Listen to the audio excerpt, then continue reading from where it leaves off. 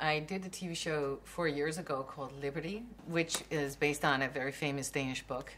It's a trilogy called Liberty, and which was very critical of sort of all the great intentions of NGOs in Africa. We actually did the presentation of that series to the press at the Karen Blixen Museum in Copenhagen. And it was as I was leaving the museum that I stumbled upon a very beautiful painting, and I kind of went back to look at it and admired it. It really had something. And the museum director was all of a sudden standing right next to me, and she was sort of like, Karen painted that when she was 17. I was shocked. I could not believe that it was so accomplished. And she said, yeah, but, she wasn't accepted to the Royal Academy because she was a woman. And so I just experienced right there, just like a feeling of that kind of tragedy. Like you're a young person with a talent that you're just not allowed to do that. She still went and did other trainings at various other academies. But, it was seen as something she was just waiting to do until she was going to get married. And then when she got married, the family gave the money so that she and her cousin, whom she had married, could go to Africa and build a farm there and invest in the colonies. And that was sort of like the story we all know. But what we don't know is what this museum director right then told me.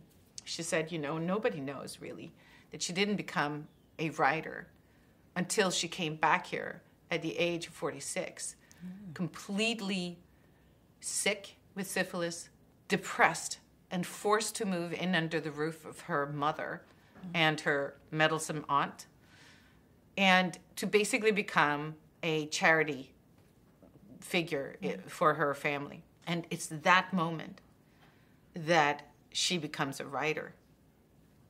I walk into the taxi where my producer is sitting, and I go, Caroline, you know what she just told me? That this woman who came back from Africa with nothing, that's when she became a writer. It appears to me like that's the story about Karen Blixen that we need to tell. And she was like, write me the concept.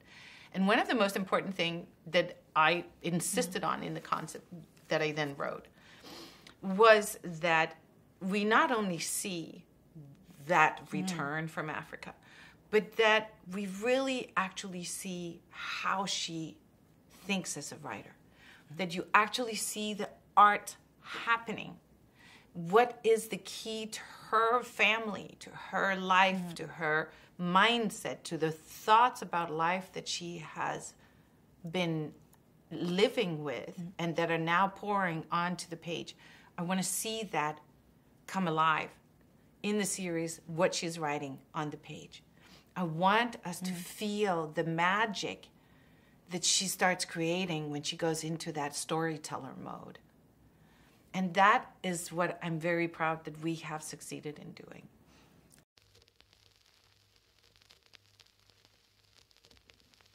For sure. I think that Me Too is an incredibly important movement, and I think a lot of women have woken up to the fact that they're not being served. They're not being served. They're being served a type of woman story that is lightweight and just not necessarily complex and does not really represent the intellectual, philosophical, political, professional aspirations of women. And I think that women are tired of it. I think they want to be treated with the kind of respect that we afford men who get to show the images of the great math professor, the great inventor, the great this and that, but we don't do the same for women. When we do it for women, we only talk about their sex life, but we don't talk about their art. And it's time for us to stop that division of the body and the mind being the man and the body being the woman. We have to not say farewell to the body, not say farewell to the mind. We have to kind of like unite the two and present a full-fleshed, so to speak, human.